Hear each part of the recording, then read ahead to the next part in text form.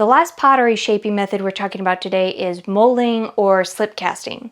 Now I have to be careful here because there are so many different types of molds, and slip casting really deserves its own definition, but there's so much to talk about there that it really deserves to be its own video, so look forward to that. But if we keep it simple, whether you're pressing soft clay into something like a sprig or a slump mold, or pouring slip into a plaster casting mold, you are using a mold to form the basic shape of the pot. The fact that the pot is mostly shaped by a mold is what brings molding and casting together in our final pottery forming method. Once the clay is dried enough to hold its shape, it needs to be removed from the mold before it's too dry. Because clay shrinks as it dries, leaving it in the mold too long can cause it to crack or damage it. Plus, most molded pots need some final touches and finishing work before they're fully dry. Using a mold is a great way to make multiple identical copies of the same thing.